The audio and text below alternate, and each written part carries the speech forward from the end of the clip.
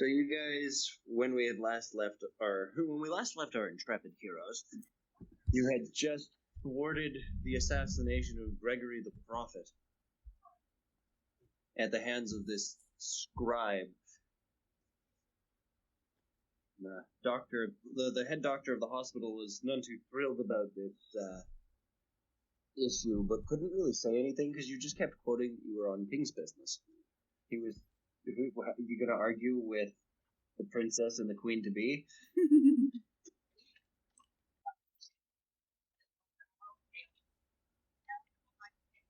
So you guys, having apprehended him, drag him. Where do you want to take him? So either back to the manor house or back to Balthazar's house. Or we could just go down into the tunnels and just, beat the holy hell out of him there. You know what? We should probably take him back to, maybe Balthazar's so that he can loan us a few guards just in case this dude does something crafty and tries to get away.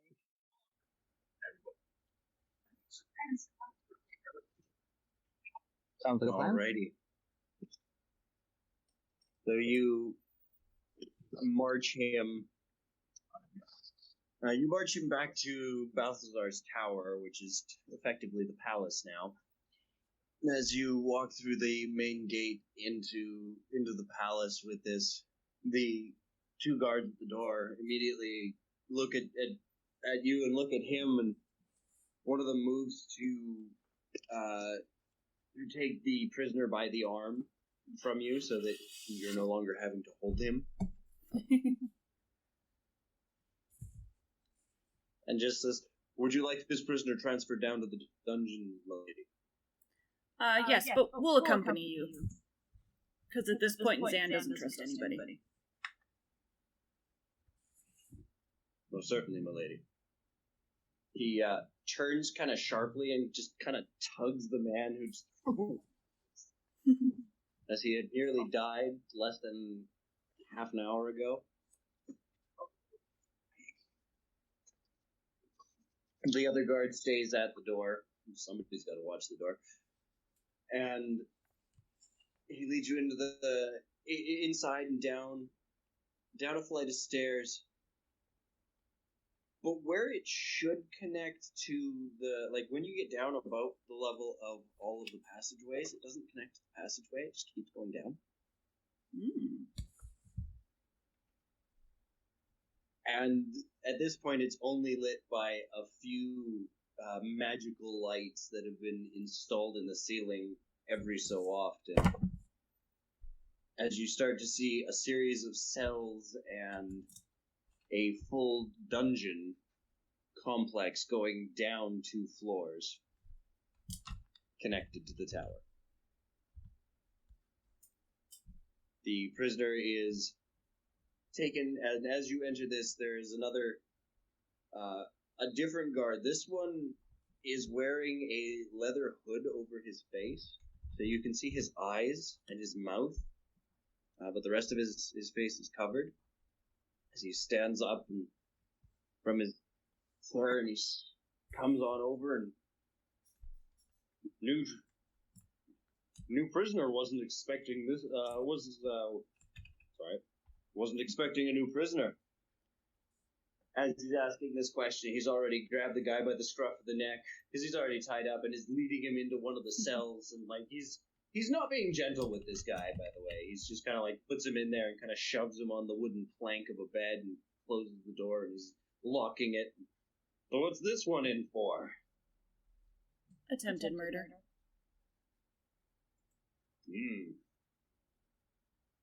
Must be serious if you're down here. None of my business, though.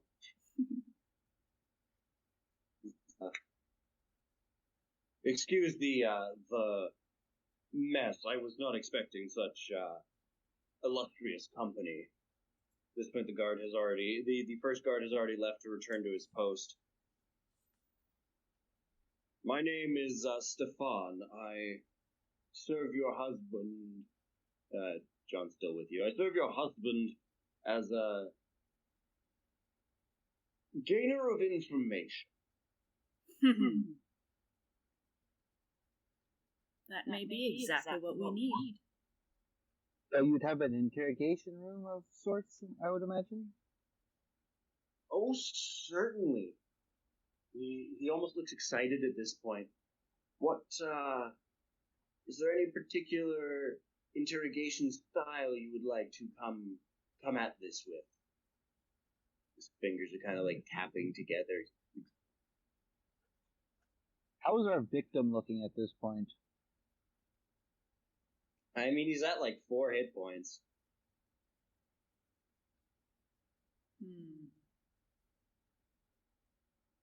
Because that's what you healed him for last time. That's right. Might throw a little more healing into him just so we could push him a little harder.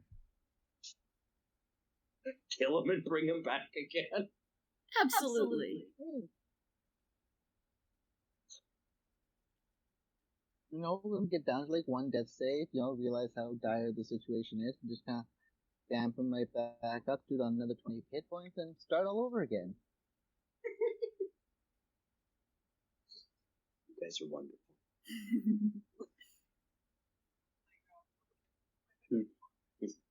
He kind of nods and says, I'll set the rack up and bring in a few other tools. He scurries off, and you see him go down a flight of stairs to the lower level, and in the very center of the lower level is the interrogation area, and it's just full of, there's a rack, and there's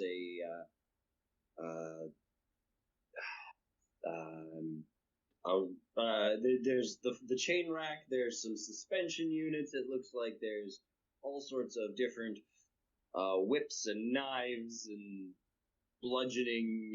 There's some sort of bed with a bucket over top of it with a hole in the bucket. This is scurries about getting everything set up so that you can begin your interrogation. Once he's set up, he comes up and he unlocks the door and brings the prisoner downstairs.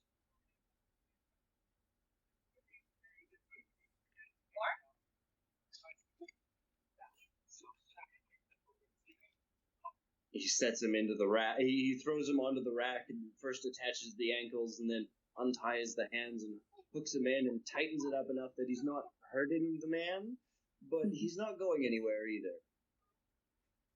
He turns to you and goes, "So, what did you wanna ask him, or what?" I'm sorry, my lady, and sir, I do not know the grounds of your queries, but I am more than happy to assist. He says, holding a hand on the lever. We need to know who sent him, well, who he works for, why he was sent to murder an old man in a hospital. Anything else we can figure out, I suppose.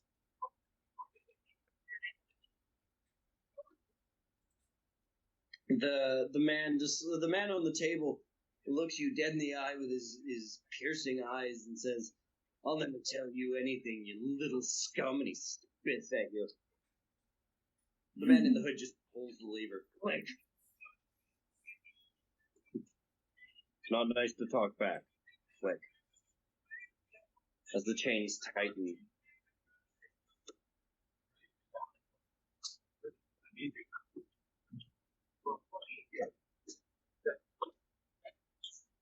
Megan, I'd like you to make me an intimidation check. Oh, okay. Not very intimidating. I'm 3 feet tall. He's strapped to a table, so... Fair enough. That's a 4. A 4. My charisma sucks.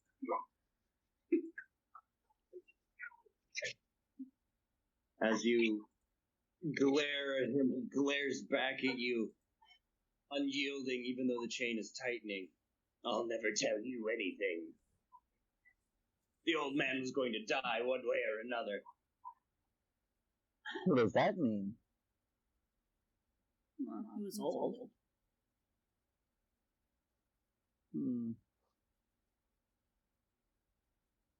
The old man spoke too many words to stay alive for long. Somebody'd put a knife in him. I'm gonna walk up to him, just kind of lean close into him, use a little bit of thaumaturgy to change my eye color, and just kind of like, so who you working for?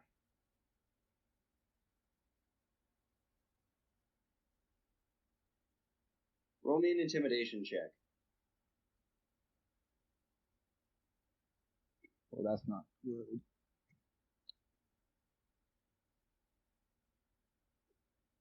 Seven?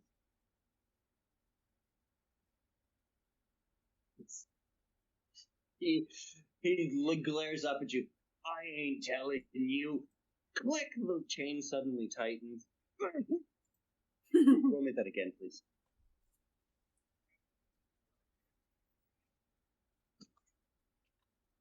Oh, that's a lot better. 18.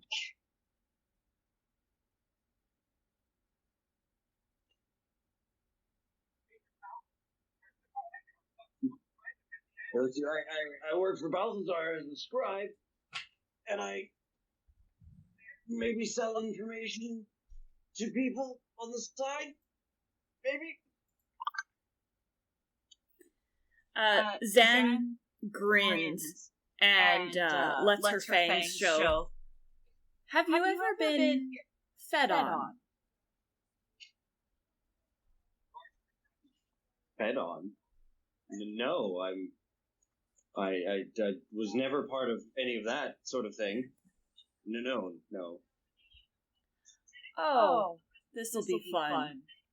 And she moves up slowly by his neck, and then just starts tracing a circle with her fingernail on his neck, right over a nice pumping vein. He starts trying to wiggle his shoulders in the way, and as he's fighting you, suddenly you hear another click, and the arms are suddenly flat against the, like, absolutely flat.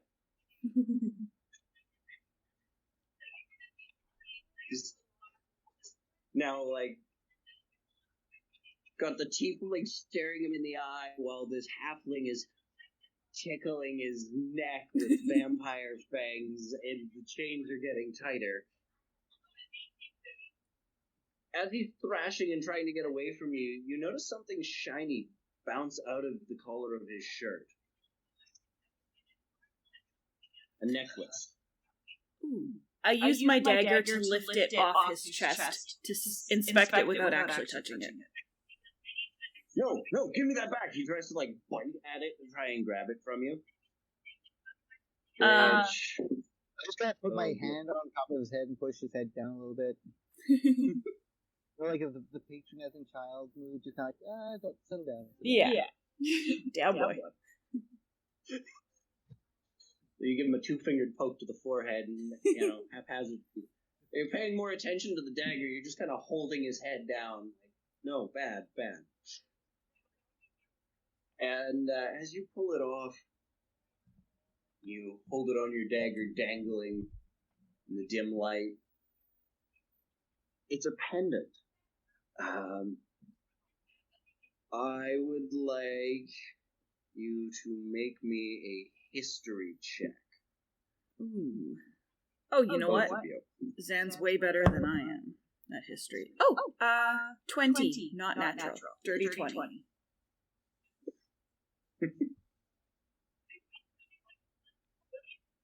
Oh, that's a 10. It's a 10? Yep. You recognize it as a religious order of some sort. You're not very familiar with it, but you think it's associated with some sort of lawful organization. Zan, you recognize it as a symbol that you've seen here in the city on a building.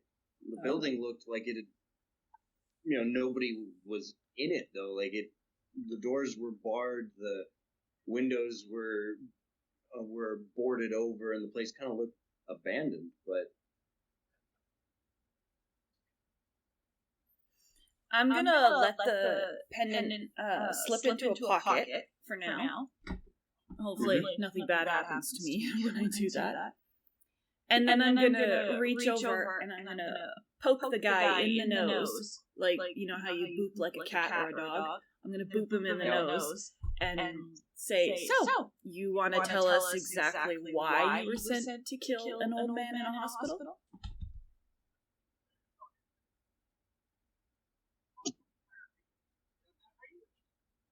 He's looking down at your pocket at where the pendant is.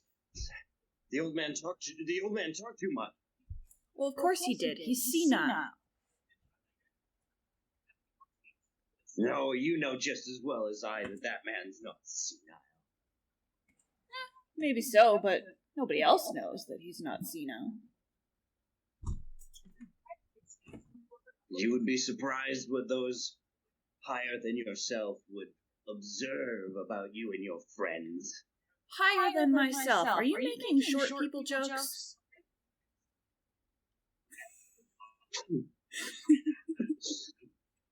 No, I would never dream of making a short person joke on your behalf. Oh, well, I'm gonna have to see how your blood tastes now. And she very, very slowly goes in towards his neck. He's panicking and, like, thrashing. And her lips just touch his neck, and then she backs up a bit and says, I mean, if you have nothing else to tell us, I might as well have a meal. And then she bites him. She's not going to drain him. She's just going to take a little bit, prolong the torture. Darwin, right? Darwin, you watch as your halfling party member suddenly bites the neck of the man bound to the table and just starts sucking the blood out of his neck as he yelps and screams, but he can't get away because the chains are already pulling on his joints. How do you react? I had the sense that there was something up with her before because she did not like to venture during the daylight, so this kind of solidifies that thought process. Still not sure exactly what to make of this situation, but she did prevent an old man from dying, so I'm still kind of all in on this. I mean, you're a tiefling. Don't judge a vampire. I also am half demon, so yeah. Yeah. And really, from a financial or business or, like, life perspective, these friends that you've made are exceptionally well connected, and you could live a very comfortable life being their friend. Very true. So, once she's done eating, I'm just gonna notch another cure wounds into him just to give him a little bit of a boost of healing. That's a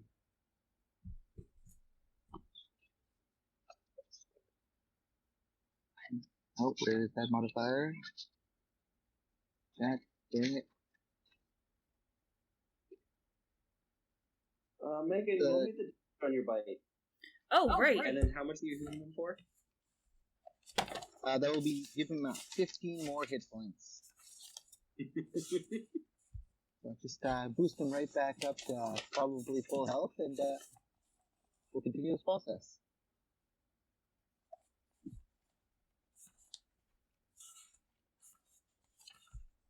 Megan, how much damage did you do there? 4. I did very, very well.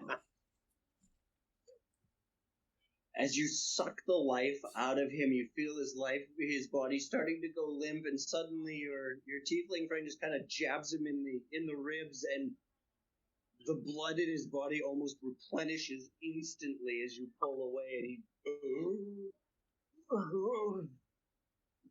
and I lick his neck in a very, very creepy, sexy manner.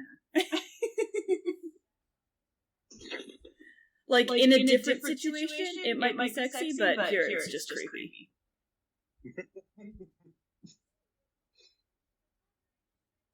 The man in the Stefan in the hood is completely unfazed by any of this and just, would you like me to tighten it again, milady? You're the professional. Click. Hot pokers like in this room, or maybe another room I can go to and grab one. Oh yeah, there's definitely hot pokers sitting in the fire on the far side of the room. There's actually three different. There's the straight poker, and then two different brands. One of which looks like it's a cattle brand, and the other one looks like it is just. It looks like a failed art piece stuck on a piece of metal. Ooh. I grab the failed art piece.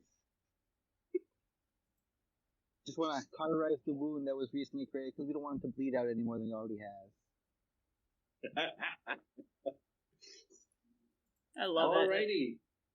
You come on over and he sees it and his eyes go wide and he starts like trying to wiggle away, but he can't because he's being stretched out to the point of pain, and you jab him in the neck and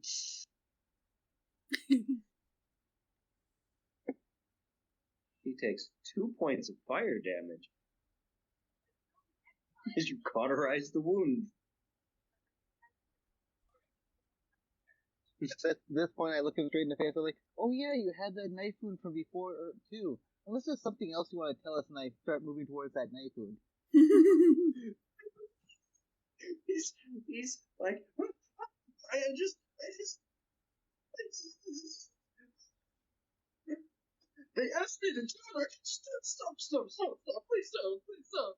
Who are you working for? Well, the church mother. The what? The church mother. She runs the Church of Thelodian. He nods towards the halfling's pocket. You've taken my pendant from me, my most prized possession. You're from a church. Don't you prize your dick above everything else? He blinks and looks at you as it slowly sets in. What?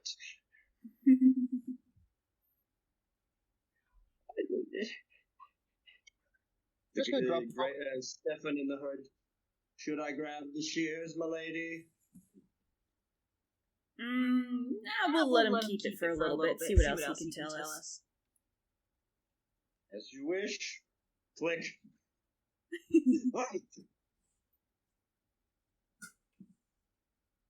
She has returned to the church to guide us against the evil that you and your kind have brought. You have done terrible things. He looks directly at the halfling. You woke him up. Woke who up? You know who you woke up. I tend to not piss people off when they're sleeping. You know that old saying? Don't poke a sleeping bear, let sleeping dogs lie. Your sleeping bear killed the church mother's master. Nothing but fire and death came from what you did. You monsters. Huh.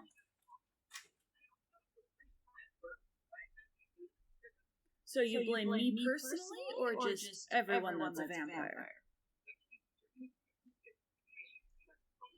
At what point did it make you think I cared that you were a vampire? I worked for Balthazar for years. Yeah, no, but you're real squeamish when I tried to bite you. I don't like being bitten. That's not an anti-vampire thing. I once broke up with a woman because she was into biting too much. Oh, honey, you haven't lived.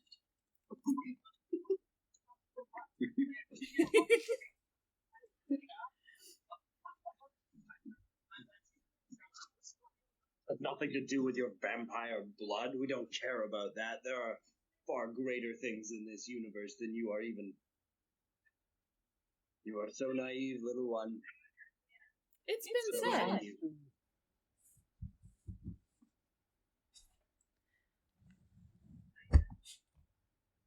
One of you go ahead. So what monsters are you talking about then? He looks over at you. You don't know? You don't know what blood lies on the hands of this tiny one and her compatriots? Oh, so it's specifically her. Yeah. And Zan just looks over at Darwin and just shrugs. I know that you broke the concordance. You shed blood in the heart of the mountain.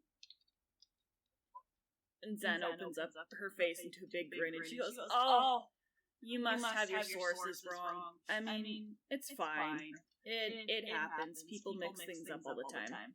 I never shed any blood.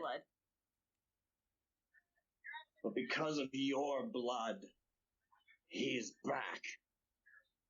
Yeah, well, that wasn't my fault. Take it up with the angels. They're the ones that stabbed me. Do not speak of your betters like that. Yeah, they're definitely not my betters. They lost.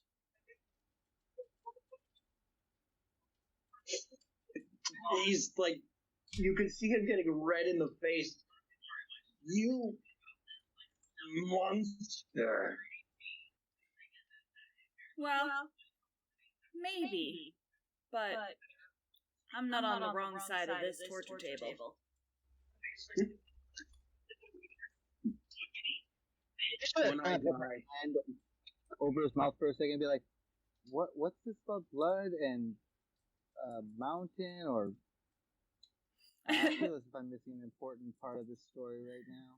Zan giggles and she goes, "Sorry, Darwin, this happened a while ago. I opened up a portal book and decided to go through. And took my compatriots with, and we ended up in heaven. It was pretty nice. And apparently there was this big deal going on where the angels couldn't spill blood in the heart of the mountain, and neither could the blacksmith that lived there. That was just their agreement. And then one of the angels killed me in the heart of the mountain, and that broke the peace treaty. So the blacksmith just kind of waged war on the angels in heaven and won. So many dead angels. How does it affect the here and now? I'm not understanding why. Well, the blacksmith is, turns out he's a father to the first prince in hell, and he's a god of change. He likes change. He likes things that change. You know, things sit too long, they get stagnant. He likes to mix things up. Makes more sense now. So then I looked down at this lovely young gentleman here and just like, so what does that have to do with you?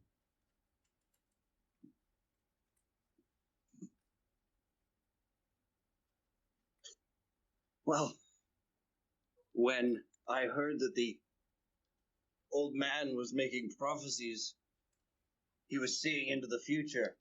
Again, I couldn't let him ruin their plans.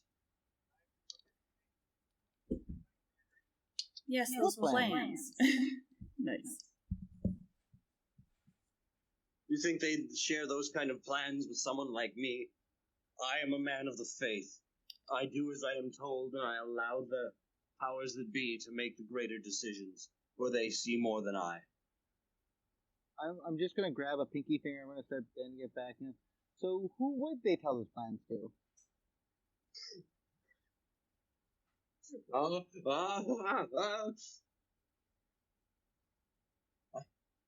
I get my orders from the church mother.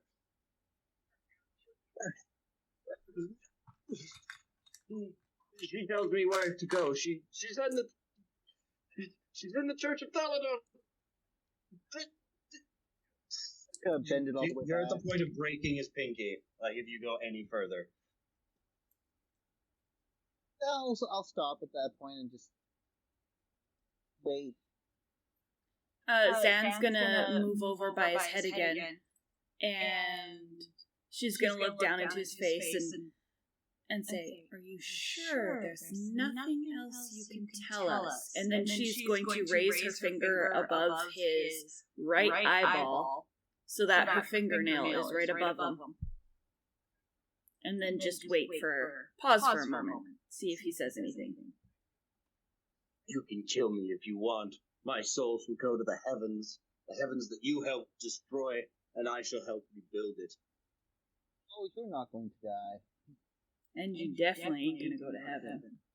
That place, yeah. It's kind of covered in lava right now. And then I'm gonna stab down and poke out his eyeball. Because I've got vampire claws. I assume I can stab out an eyeball. I don't know. I mean, it's not like he can go a whole lot of places, and you're strong enough to grab him by the head and hold him in place. So, yes, you gouge out his one eyeball, and he lets out an just inhuman scream as your finger plunges into the jelly of his eye, causing it to spill out the side as your nail pierces in. You kind of swirl around and then just pop it out on your finger, deflated and gooey. And then I just flick it onto his chest.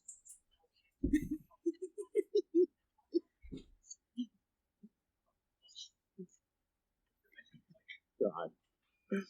And then she moves to the side and picks up a cloth and just starts cleaning off her fingernail. Just dainty. Meanwhile, she's secretly trying very hard not to vomit, but... Did you pull somebody's eyeball out of their face? Yeah.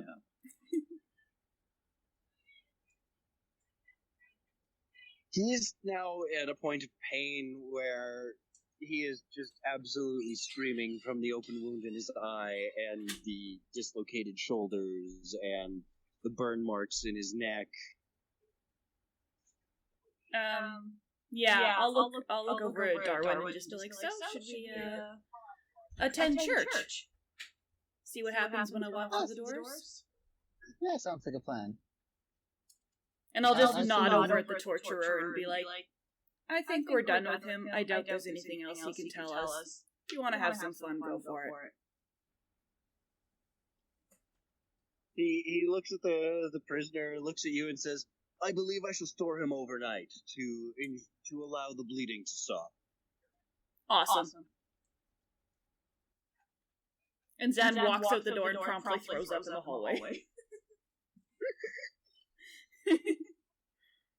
I actually, before I leave, I quickly dig into my pouch, grab the last bun that I have, and I just kind of stuff it in his mouth as he's kind of yelling, just to fire it up. I thought you were going to start eating it. I was like, oh my god, what a pair we are. You got him with a rather stale bun at the start. They weren't pleasurable to eat, and there was more fresh food available around the city. So, yeah, you guys strut on out.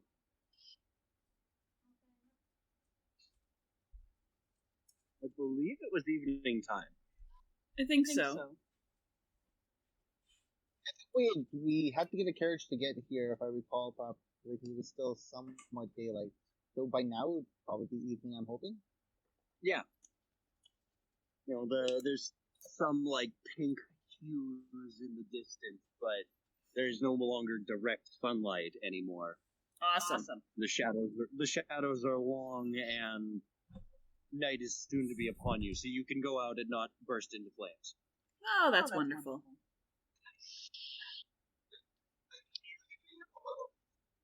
This is the closest to a tan you're ever going to get again. You realize. Yeah. Well, at this point, I just go, so where's this church? Or I assume I know because I recognize the symbol. Yeah, it's in one of the slummier parts of town. You remember seeing the building, but thinking that it had been abandoned. Okay, I'll point that out and give him the directions so that we both know where we're going.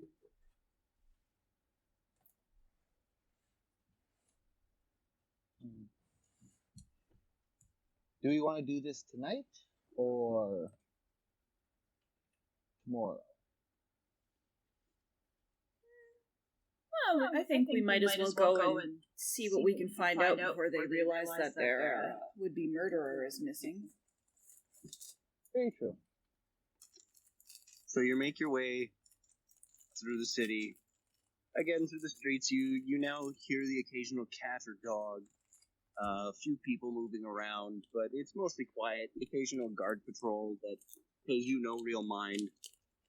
They're more looking for troublemakers or an easy night working guard shift. There wouldn't happen to be any food stands open at this particular point, would there? Because I really haven't eaten anything since that big meal earlier in the day. Yeah, there are a couple ale houses that are still open or that are definitely open that serve food. Right on. We can stop there.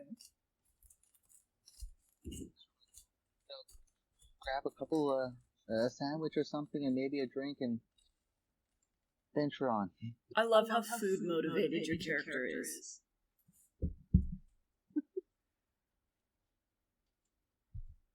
Well, you always have to have some food at some point. It just makes me happy.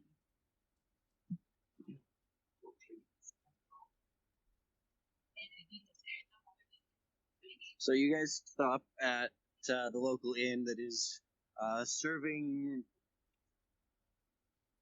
roasted pork sandwiches and... But it doesn't matter. You grab food. Hell with finding the cards. Sounds good. You are able to get food and drink to go fill up your water skins with a beverage, a slightly alcoholic beverage, and you venture on through the city.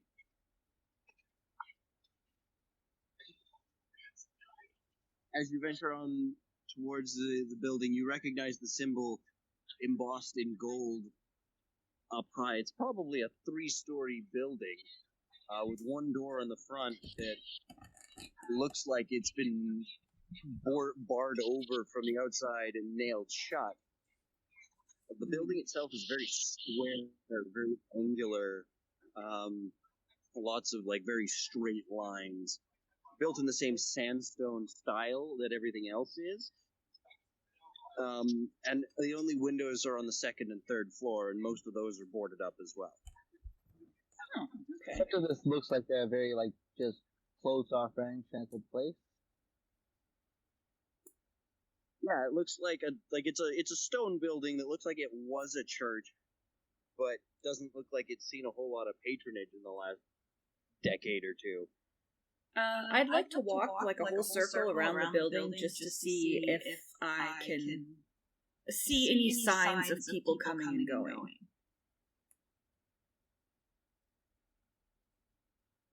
Roll me investigation. You betcha. Oh. 13. Alrighty, 13. On your pass around, you notice that there's a second-story window in the back that isn't boarded up. I whistle to Darwin in our pre-setup signal whistle. Okay. Does that window have curtain or shutters or something on it? No, it appears to be completely open. It's hard to see into it because it's up a story. Darwin, I want you to roll me an investigation too, now that you're looking at it.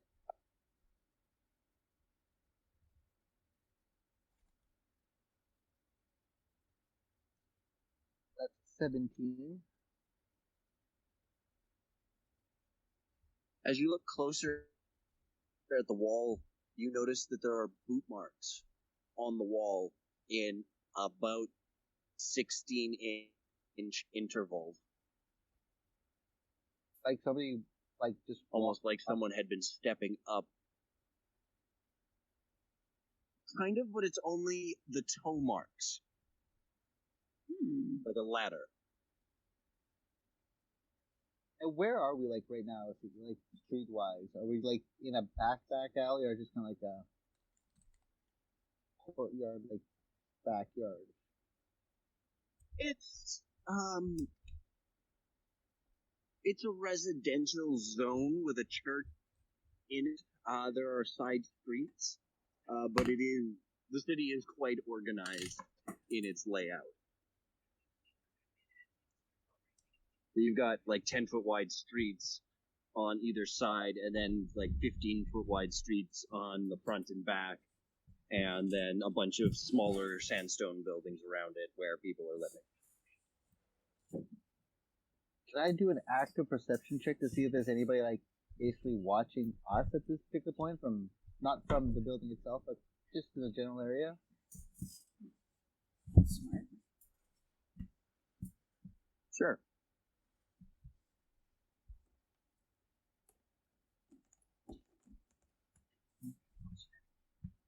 Um, 15? You don't notice anyone at street level as you kind of peer in, trying to take a look into any of the windows to see if anyone's peering out of the houses. And you turn back around to look at the building, and you notice on the roof something moves. Something steps back. Oh.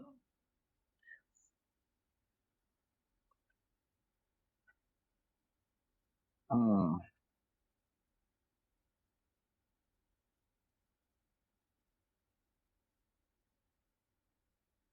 I wonder who's up there.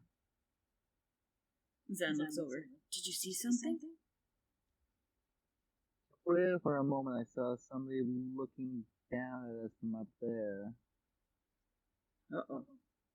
I'm going to duck around a corner. I'm going to tell Zen, I'm going to just duck around a corner and turn myself into a bat. What? Okay, so you turn yourself into a bat after ducking around a corner. Meanwhile, Zan just looks at you like, hey, I'm the vampire. Just going to take this guy, stay far enough away that if hopefully I don't get shot at by a crossbow, and kind of fly up over top of that and get kind of a bird's eye view of what I'm looking at here.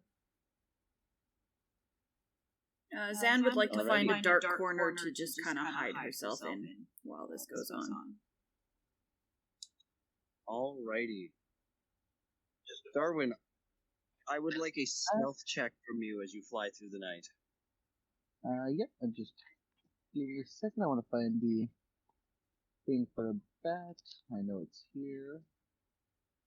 There it is. So stealth check.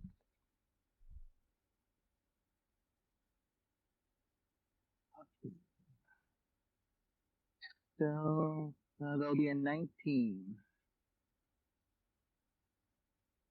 All right, you sail up, catching the updrafts of the stone city, releasing its heat into the night.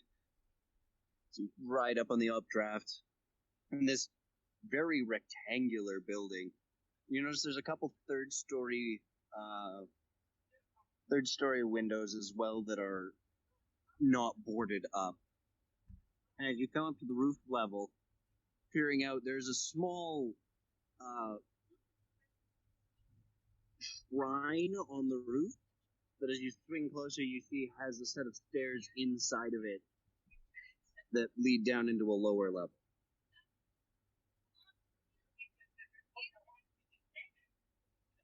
Okay. Is there anybody on the roof at this moment, or isn't appear to be? No, whoever was up there, or whatever was up there, has probably taken the stairs down, unless they've jumped to their death on the other side of the building. Hey, that's a possibility. I'm going to fly back down, go back around the corner, pop back into my regular form. I was going to say human form, but I'm not a human, so... Skip that.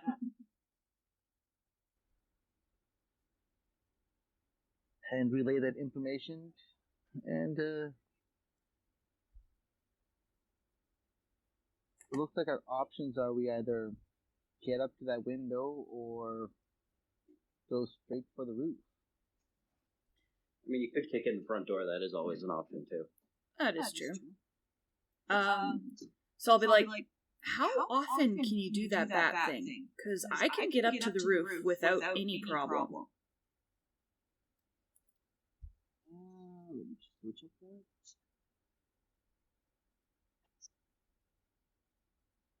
At this level, I could do it 2 more times. Okay, so you'd be able to get up there, and then if things go bad, you'd be able to get out. Yep. Alright, I say we go in from the roof then. Alright. One of you turns into a bat, and the other one flies to the top of the roof. I don't fly, I just climb. Yeah, you walk up the side of the building. I'm just like, do. Sticking out like I'm just gonna make a perception check to make sure that nobody's watching us like get onto the roof. Okay. Just because I don't want us to get shot as we arrive. Oh, natural 20. That's for a 22. Nice. As you circle the building once or twice, because it does take Zan a minute to get up there. As you pass by the open window on the second floor, you see a glimmer of water on the floor, on the inside of the building, and you hear this splashing of water as you pass around looking through a couple different houses, like looking at all the different houses that are much lower than the rest of the building.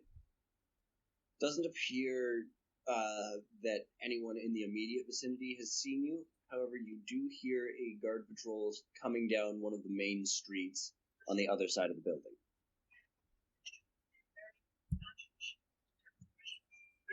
That's one of our guard patrols? Yeah, that's just one of the city guard patrols. They're just wandering down the street. There's 2 of them.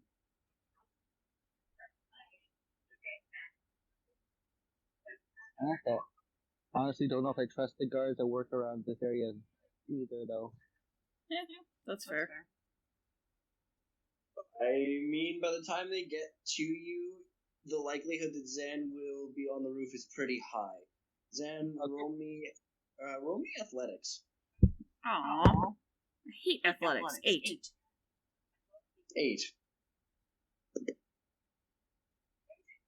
Well, you're not fast enough for them to not get underneath you. However, they are terrible guards with a perception of 4, so they don't see you.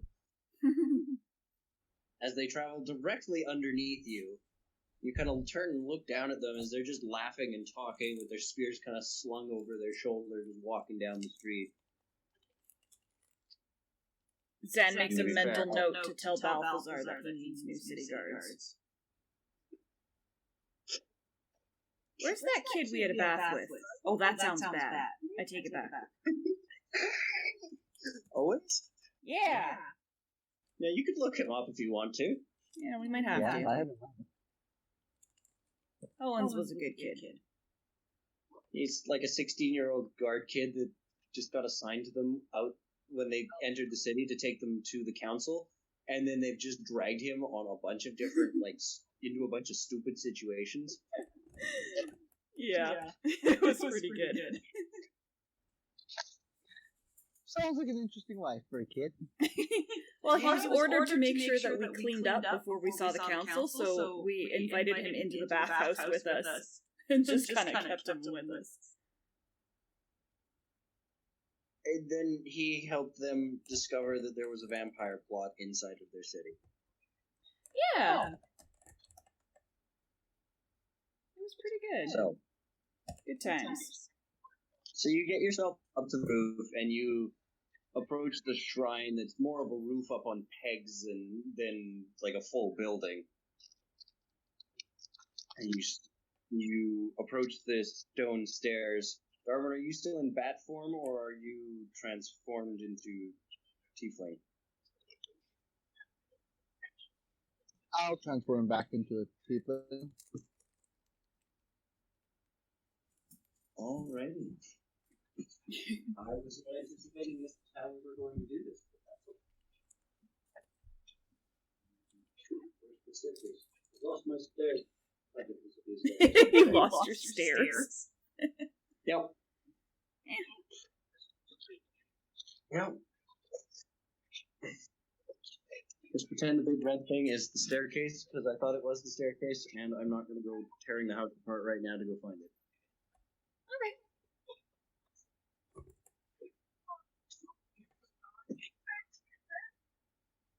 Okay. You descend down this wide stone staircase that leads to the side of the building, and you open it up to a large chamber. Hey. Ooh. Also, new battle board. Not quite done, but Nice. awesome. I love I am a it. little worried that the stones are a little too distracting, so that may be something that we need to address in the future. But don't worry about that when we go on that bridge. You can always throw a wash on it. Lighten out the tone a little bit.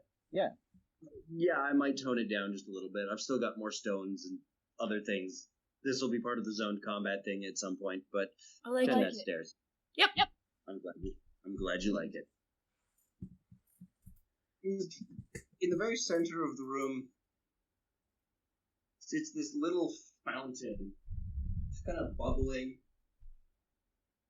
And sitting on the edge of the fountain is this person wearing this brown shawl over their face, and they're just kind of sitting in this simple dress, and she looks up and goes, I expected you to come through the front door. Well, now, why would we do that? Because that would be the civilized thing to do, dearie. No, that would be destruction of property. You could have knocked. So not tried to kill an old man?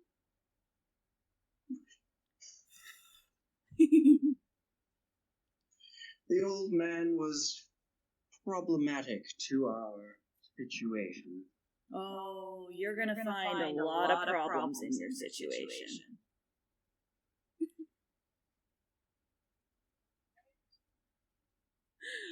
Zan tries so hard to be tough.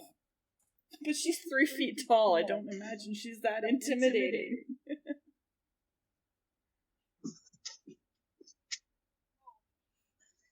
All right. She's sitting at the edge of the fountain. She kind of runs her fingers through the water. And you see the hands of this elderly woman. So, I assume that your friend is still alive then. Well, we weren't that fast. Zan basically thinks that she probably shouldn't admit that the prophet is still alive. I mean, it's not a terrible plan. Yeah. So, the elderly woman sitting there. Well, at least my child was successful in what he set out to do. Before you probably had him put to death, you uncivilized beings. He probably didn't even get a chance to have a day in court. Oh no, he's fine. He's alive. Yeah. We just left him with a friend. A friend with a rack. But the friend promised to be good.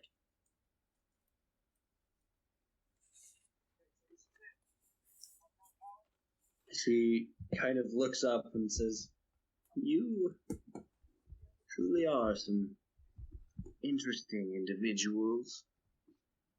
Oh, that's the nicest thing anyone has said to me in a very long time. took this assignment, I thought that you would just be a bunch of bumbling buffoons. You and your mortal minds wandering around.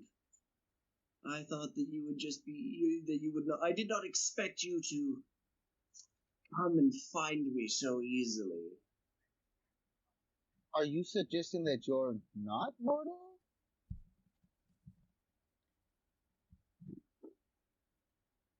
He looks at you and goes, "Oh, child, you have no idea what you've gotten yourself involved in, do you?" Not really, but I've already burnt down heaven and reinstated the first prince of hell, so I'm not exactly worried about what happens on this plane of existence.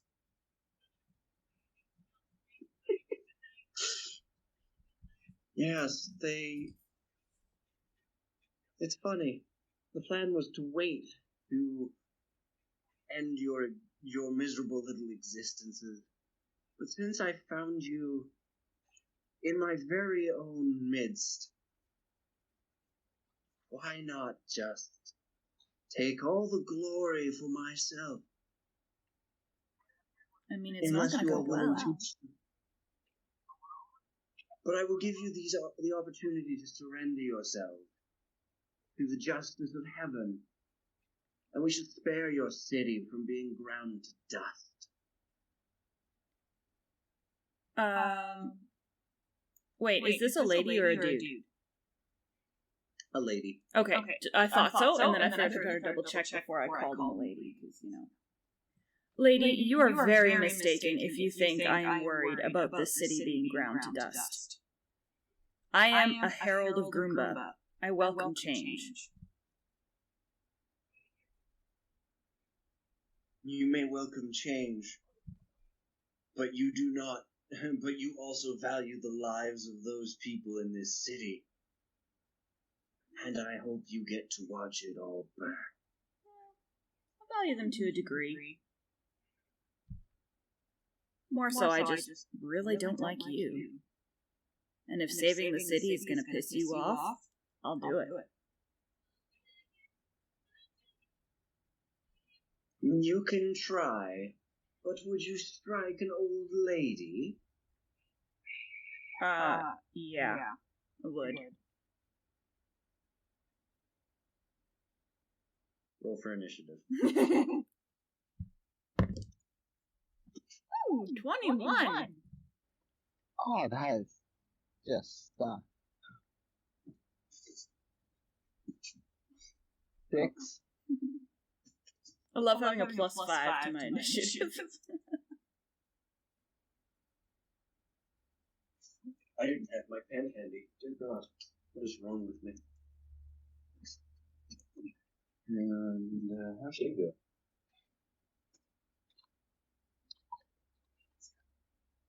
You want the good news? Darwin's not going last. Oh. Really? Did she roll a 1? No, she tied you. She got 6. Alright, so Zan, that puts you at the top. Okay. And, she's definitely threatening, right? I mean, she's a little old lady sitting on the edge of a bubbling fountain on the 3rd story of a building. Oh, damn it. Of course she is.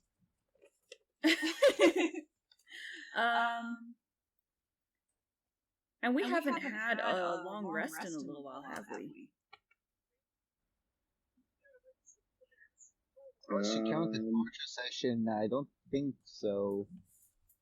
I mean, we could count that as a short rest. Okay, I was just looking at my spell slots.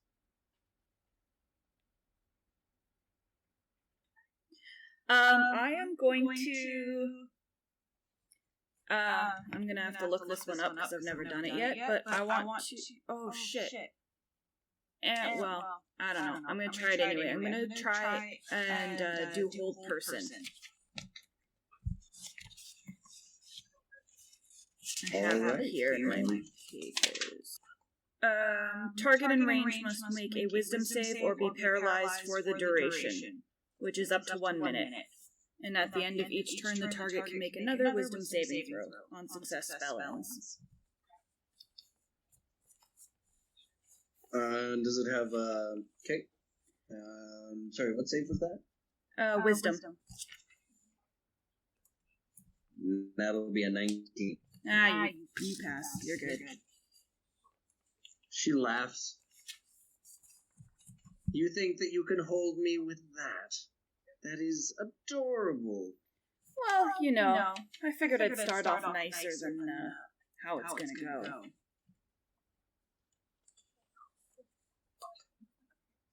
All right. Anything else? No, I'm just gonna... Actually, you know what? I'm gonna take a few steps to the left so that I'm further away from Darwin, just so that if she decides to, throw a fireball at me like I tend to get from enemies, she won't hit him either.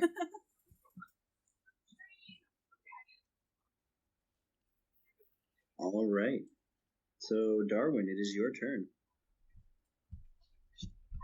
I'm going to...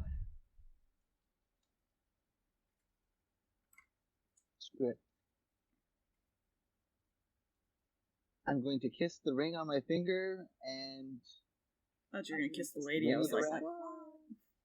And unleash one charge of Ring of the Ram. What is that? How does that one work again? Yes, refresh my memory. I beg you. With a +7 bonus, and if it hits, it's 2d10 force damage. And pushes them back 5 feet. That's cool. All right, make your attack. So it'll be 20 to hit. That will hit. Alright, and then 2d10 force damage. Decent rolls. So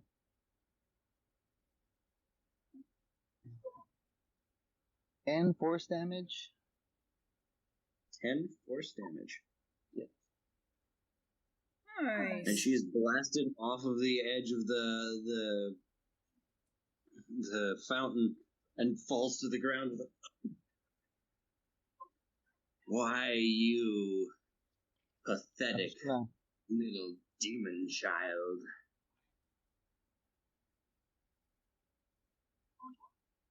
And I'm just going to step 5 feet to the left. Or is that the right? It would be the right. So one of you went this way, one of you went this way? Yep.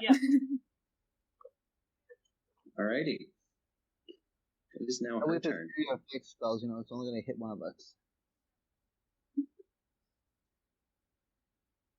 As she gets herself up, she suddenly is exceptionally spry for a ancient old lady. And she almost leaps across the room. And from inside of her robe, she pulls out this foot of what looks like a foot of gold with these intricate carvings on it. Xana, she's pulling it out, and you're like, ooh, shiny. Suddenly there's this massive explosion of sound. I need you to make me a Constitution saving throw. 16. 16. One second. Where is it?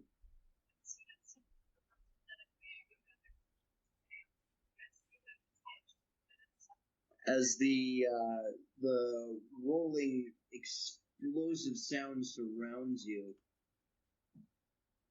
it's almost like this resounding thunder blast in your ears. You take 8 points damage. Okay.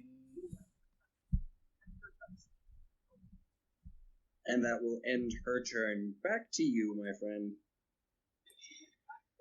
Yeah. Well, Xan is a little bit pissed off now. She's not too happy with this crazy lady. I would like to get up in front of her and stab with my green flame blade. So you rush the old lady. Yeah, pretty much. Your dagger drawn, glowing with green flames. Make your attack. That is a natural 20 to hit. That will most certainly hit as you bury your blade into the old lady's leg through her robes, and she's... Alright. So that is 13 piercing and 14 fire.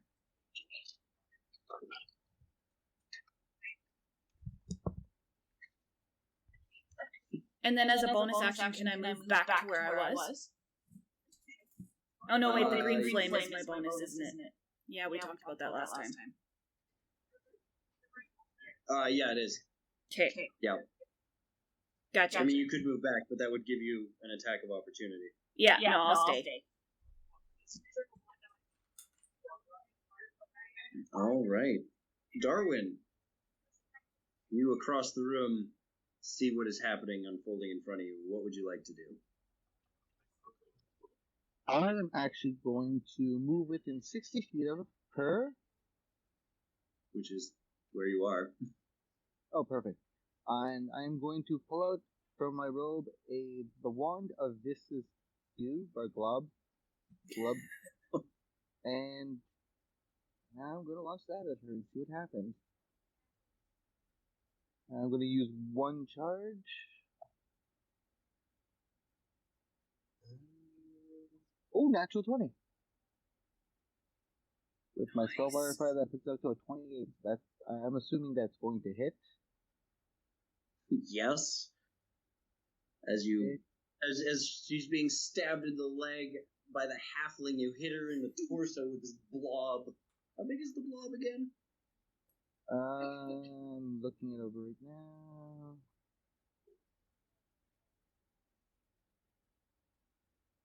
It hits the glob, expands, and dries the target, and restrains for an hour. So it basically just hits the target and restrains him for an hour. Cool.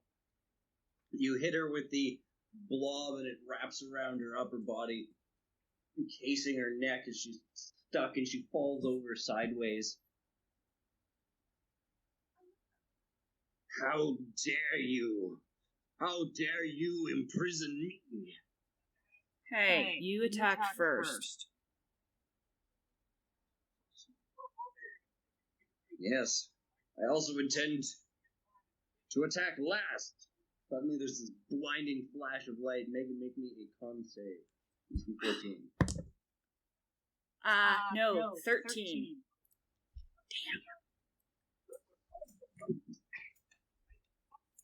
You take 13 radiant damage as the old lady explodes in this ball of bright white light, and in her place stands a blue-skinned man, or blue-skinned woman, probably 10 feet tall, with great feathery wings and a long silver sword, and the rod still in the other hand. Huh. Well, that was unexpected. It was a bit more interesting. Yes, it did. However, running out of tricks. Because that was the action, and that is unfortunately their turn. Which puts us back at Zan. It is presently she is presently standing on the ground. Awesome, I'm gonna stab again. Green flame blade. Okay. 26 to hit. Jesus Christ, yes. I have a plus 11 to hit with this little dagger. 11 points of piercing and 8 fire.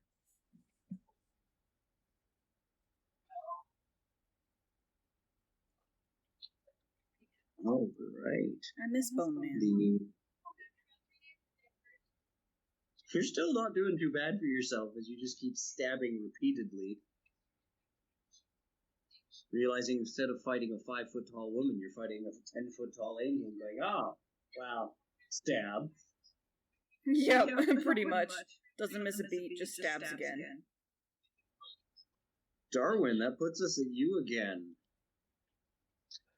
Alright, so seeing that, I am going to...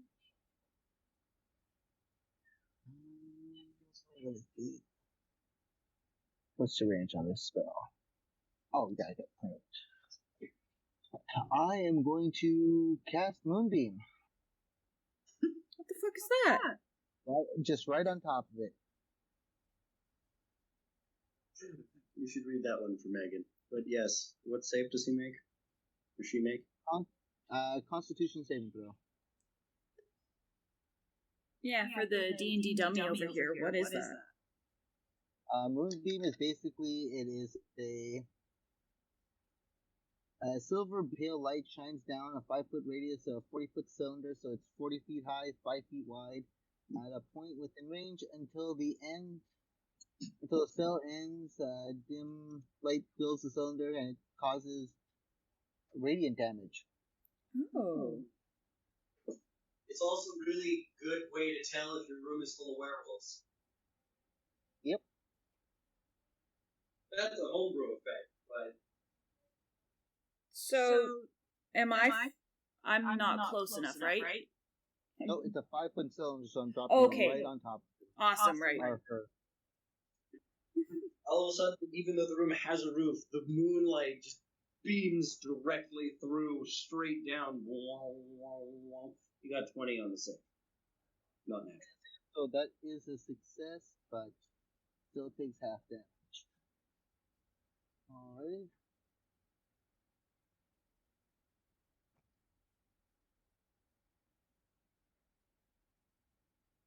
So half of 12 would be 6.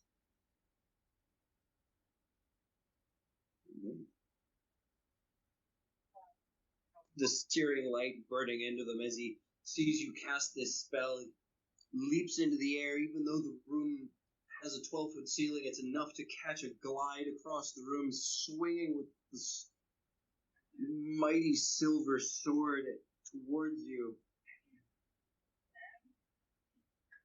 A 21 and a 20. Those will both hit.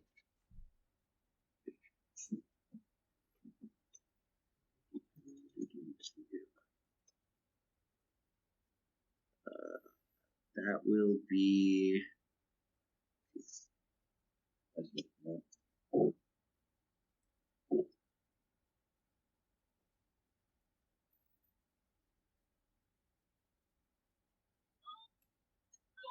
that will be 25 points of slashing damage and 9 points of radiant damage. 25 and 9? Yep. Alrighty. Zan. Oh, go ahead.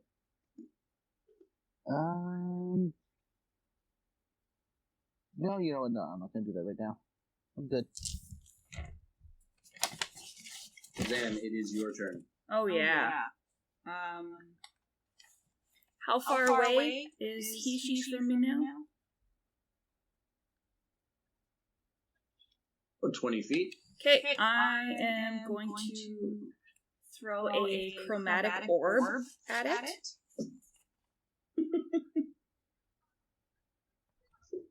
Make your attack. That is 25 to hit. That will certainly hit. What kind of damage are you dealing? I am doing acid damage. Choice, right in the wings. 9, 10, 12 points of acid. You lunge forward, your hand outstretched, beam of You smell the vinegary greens liquid, and you hear it splat into the feathers, ruffling a bunch of them before the feathers start melting into it, and you're...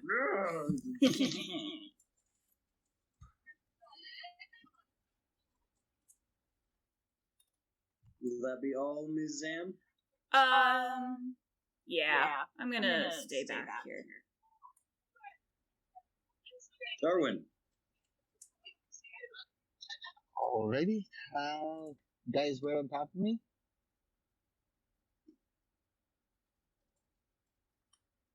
Yes.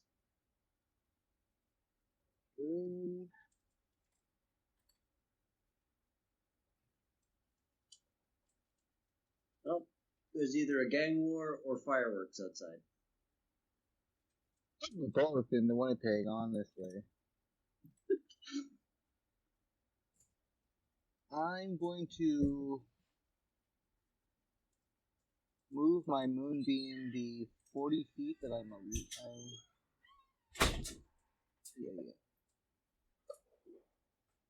I'm going to move it the 40 feet that I can move it closer towards him, which is obviously not close enough, but it will eventually get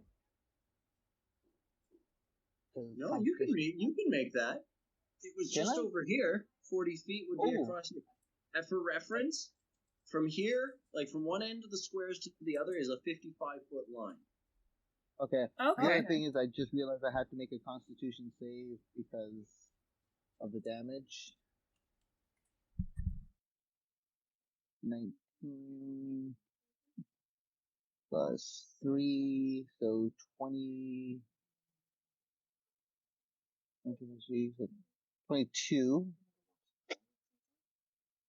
I believe that would save for the Constitution save. I believe so, yes. Without doing a bunch of math and trying to remember what numbers were, yes. Yep. Okay,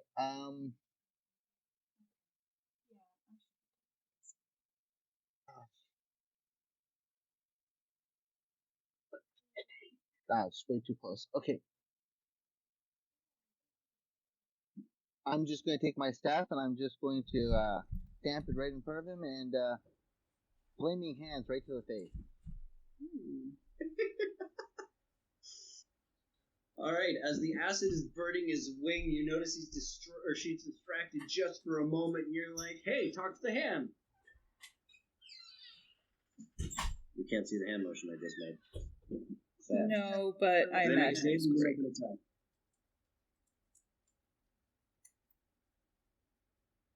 Do they make a save, or do you make an attack? I believe that they make a save. I gotta double check that. Don't have to spell up. It's a 15 foot base. It is a dexterity saving throw. That would be 10. 10? Then that's a fail. So that is 3d6.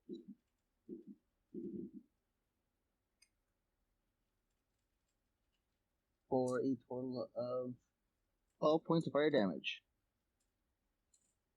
12 points of fire damage. Alright. Nice.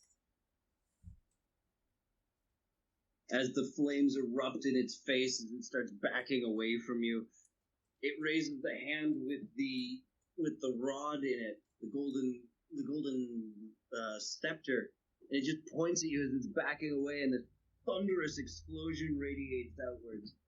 Constitution save. Ooh.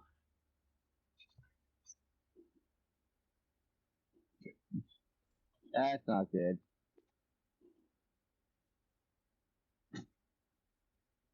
Well? 12? Yeah. 12 will unfortunately not be enough. Figure as much.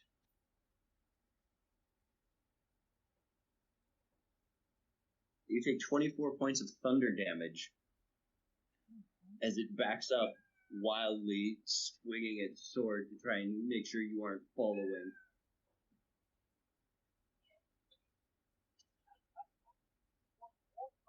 Zan. Yeah. It is back. It has moved closer towards you, but hasn't gotten into your face just yet. What do you do? I'm gonna stab. Move up behind it, green flame blade. The whole deal. Except I just rolled a 2, so that is 13 to hit. That unfortunately will not hit, and the wildly swinging sword becomes more of a problem for you than you realize. You have to also move out of the matrix to not get hit by it.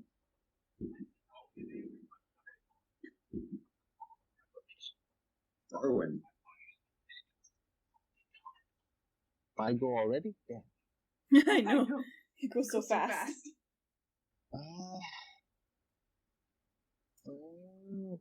Where is he right now? He's right here. Okay. Bye-bye, stairs. Fine. Flaming Spear. Flaming Spear. Alrighty. So, he makes a dexterity saving throw. As I basically just throw a giant ball of flame at him. That's pretty cool. That would be a 13.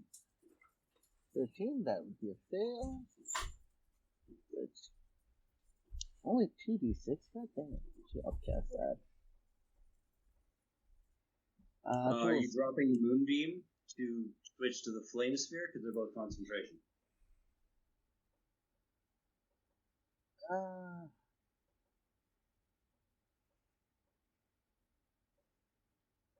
Yeah, I'll drop Moonbeam. Okay. So the Moonbeam disappears, and the fire just erupts underneath his feet. He makes a save, does he not? Yep. That's a 1, deal double damage.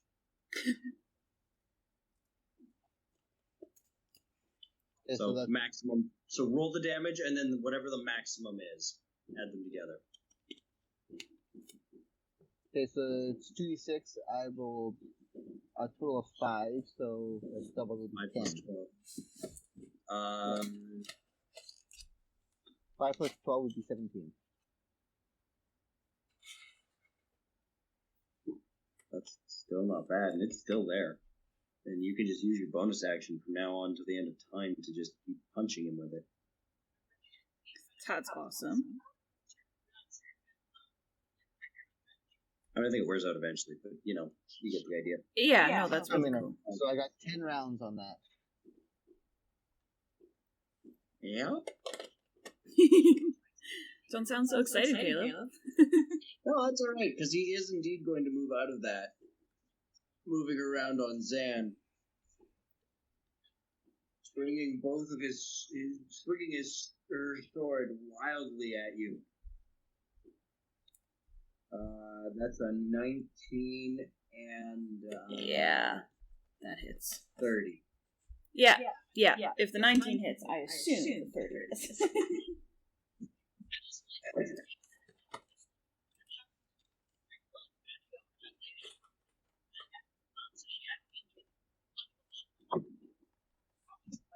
The first blow hits you for 20 slashing and 8 radiant. Second one hits you for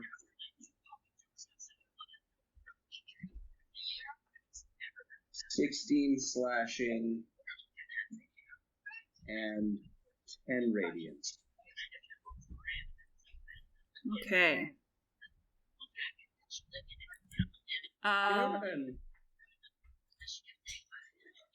Houston, we have a problem. Are you dead? Nope, not yet, but I'm really close. Well, good news, it's your turn.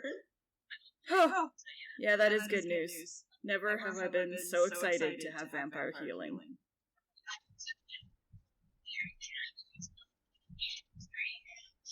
So what would you like to do?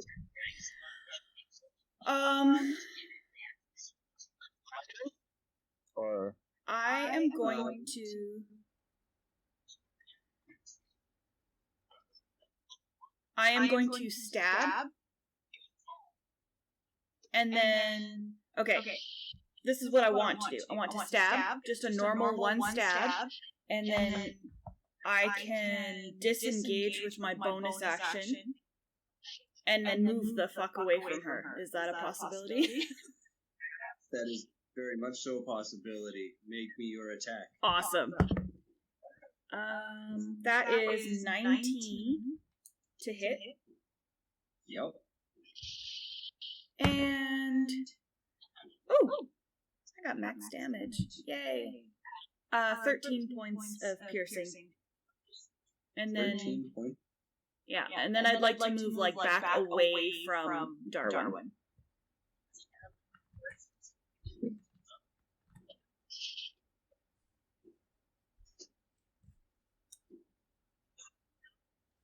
Alright, so you put yourself on the other side of the fountain. Yep.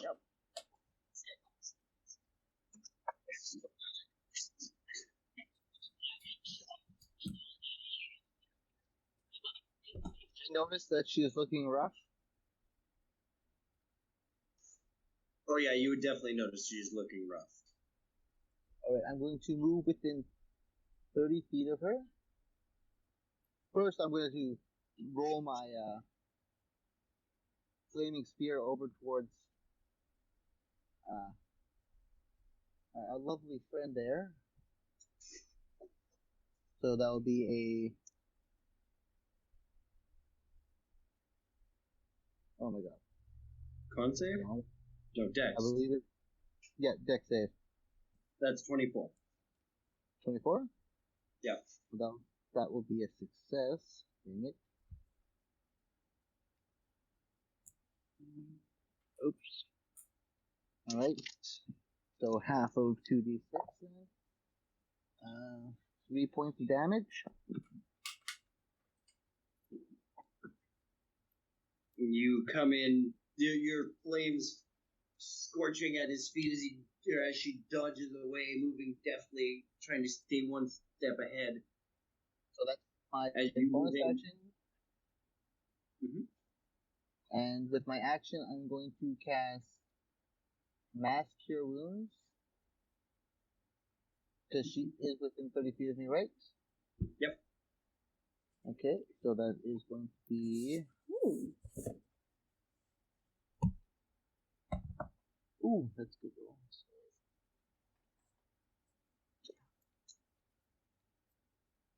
18 plus 8, so 26 points of healing. Oh, nice. I'm alive.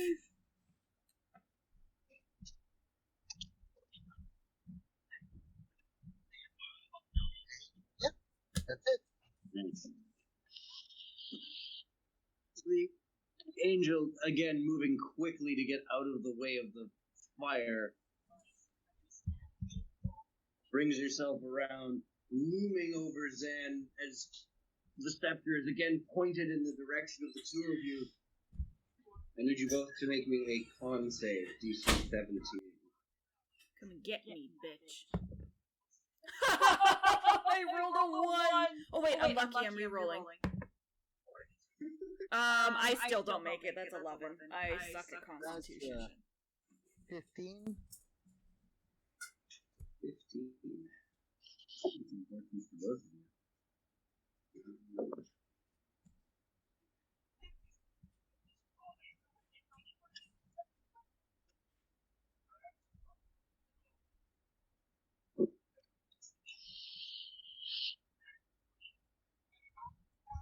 You both take 16 points of thunder damage as they stand there. You can never defeat me. You have walked directly into my trap. Zan, it's your turn.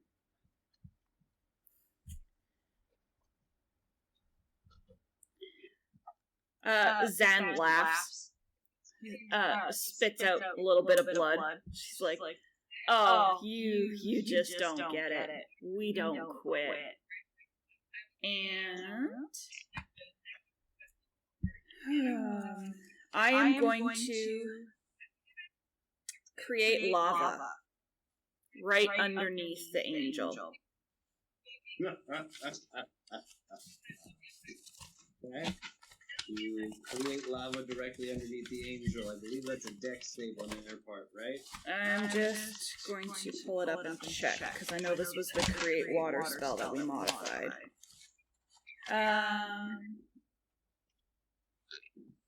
It doesn't really say.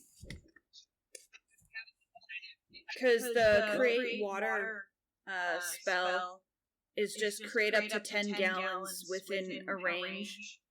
Alternatively, the water can fall as rain in a 30-foot cube within range. Let's just go with you create that much underneath him directly, and he does not make the dex save that is required as he runs around turning floors into lava. Love it. Lava. So yeah, roll the damage on that too, because ouch. How much damage does the lava do? I never remember that, because I don't do it very often. What was that? Was it 4d8? I think so. That sounds familiar. We'll find it later. Run with that for now. Okay. Oh, I rolled great. 10, 18, 23. 23. Jeez.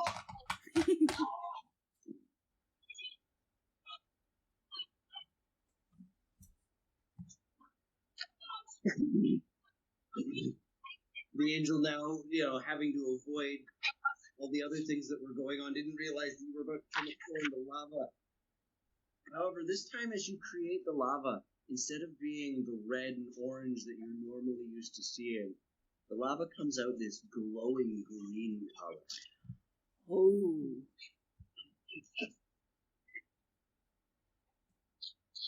Anything else you're going to do on your turn?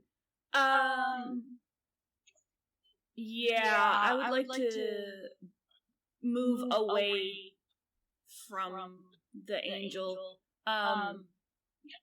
Like in the direction towards your camera. Are you using your bonus action to disengage? Yeah. Yep.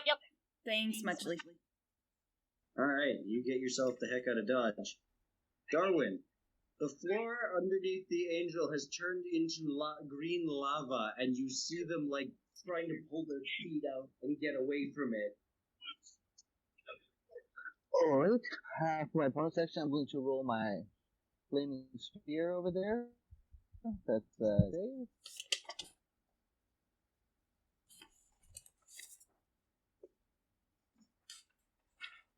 That'll be a 14. Alright, that's a fail, so he takes a total of 7 fire damage. And then just to add insult to injury, I am going to cast Insect Plague. That is a Constitution saving throw. So, just so I can recap this guy's plight, the floor is lava and he's sinking into it. He's getting slapped in the butt by a ball of fire, and now there's a ball of insect. What kind of insects are you creating around his head? Locusts would be biblical. Yeah, gonna go with locusts. Might as well. If this is how he's doing us, well, we'll do him biblical style. So that's a 22 with disadvantage. Alright, well, he's going to take half damage at the very least, so 4d10.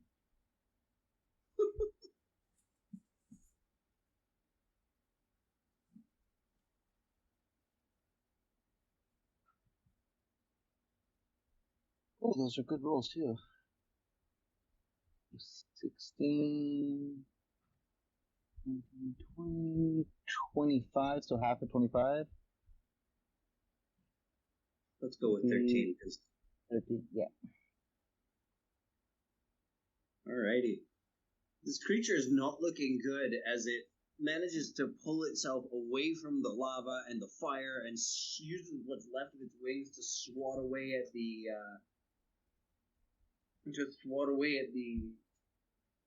insects around it as it starts trying to make a break for one of the open windows over by where the stairs are now.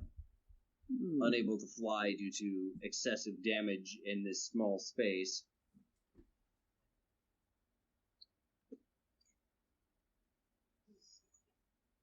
They are unable to make the full journey. Zam. That lava is gonna go and block that window. So the lava that was on the floor now rises up as the halfling just and I'd like it to flow over the angel, like to pass like burning the angel as it gets to the window. Perfect Christmas. That's a 2 on that deck save. Roll me that damage as it slaps over the window, filling in the pane and probably illuminating the street below. Oh yeah, glowing greenness. Those people are going to be so terrified. 19 damage. Christ on a crutch. I mean, that's what we're preventing here.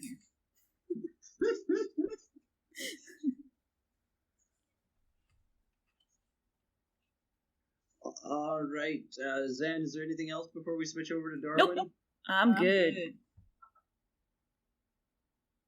All right, Darwin.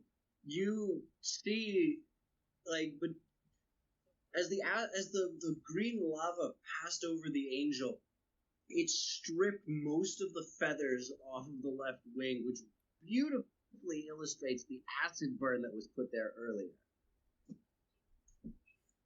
And all the lava now covers butt. its exit. The only other option would be the stairs. What do you do? Oh, I'm going to use my bonus action to move my insect leg back on top of him. Nice. My flaming ball is gone, but the insect leg is up.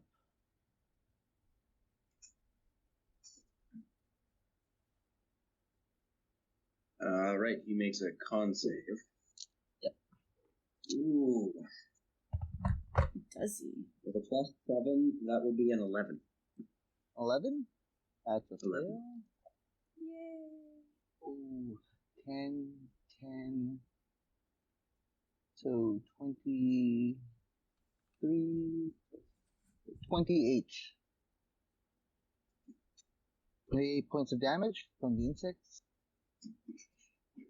As you direct the locusts across the room, they fly with this, and you direct them, and as they land on this angel, its wounds now exposed from the burning lava, they begin to crawl into the wounds, bite and burrow, and you hear the angel screaming as they are consumed from the inside by these locusts, crawling all over their body, as their entire being explodes in this bright flash of light, and all that's left on the floor is the scepter they were holding before. Does that flash of light hurt me? It would have if you were standing there, but no. Okay. You are, clear across the damn room. Okay. It does take your eyes a minute to readjust, because it's like staring at a camera flash. That staff that he was holding is still there? Yeah, it's about as you approach it, it's about 1 foot long gold. It's got, it's quite intricately designed, and there's a neat texture to the rod itself when you're holding it that allows you to grip it quite tightly.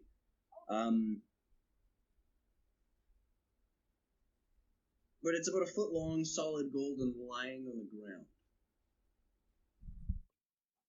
I'm going to very hesitantly try to pick it up. You pick it up. Okay, I'm just going to slide that into one of my pouches, and I'll figure what that is out later. Heck yeah. You're not going to use it as a bludgeoning tool? Accidentally set it off in someone's face? Oh, man. I'll figure that out later. Alright, I think this is probably a good place to cut it. We can hop in from here next session. Yeah. I would just like to congratulate the two of you on taking out one of the highest PR angels in the game. Stat-wise, it was a CR-16 Planetar. The miniature was accurate. Wow. We're awesome.